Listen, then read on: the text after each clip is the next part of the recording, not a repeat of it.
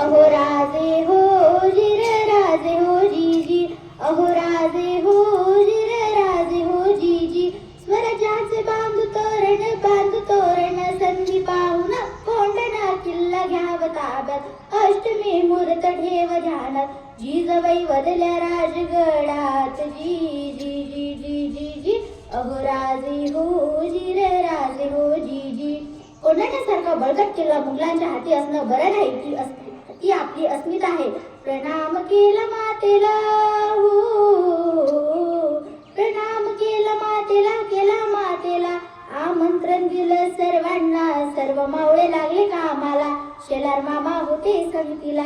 एवढ्यात तानाजी मालुसरेकडून रायबाच्या लग्नाचं निमंत्रण घेऊन एक दूत महाराजांकडे आला आणि तेव्हा परतीचा निरोप पाठविला हाताहानाजीला तुम्ही लागा लगीन कार्याला आम्ही जातो बघा लढाईला.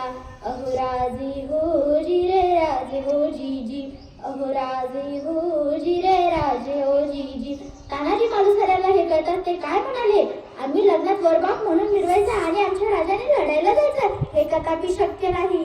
तानाजीने मनी केला पण आम्ही दिले बघा वचन आधी करू लग्न कोंढाण्याचे नंतरच लग्न रायबाचे घ्यावे एवढे ऐकून जी प्रणाम केला राजला हो प्रणाम केला राजला तान्हाजी वीर चालला कंबरेला बांधला शेला टाच मारली बघा घोड्याला मारली घोड्याला जिरहाजी मारली घोड्याला जिरहाजी कोंढाण्याचे उंच शिखर हो कोंढाण्याचे उंच शिखर रात किरकिर मोठी अवघड गडावर जावे तरी तसे टाकावे कुणीकडून फासे.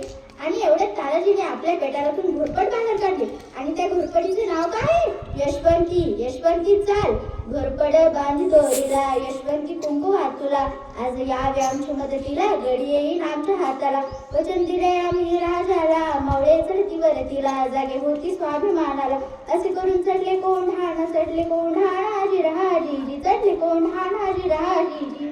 त्यावेळी कोंढाण्याचा किल्लादार होता उदयभान नावाचा राजपूत. ए उदय भान्या कोण? तानाजी हा तुझा बाप तानाजी.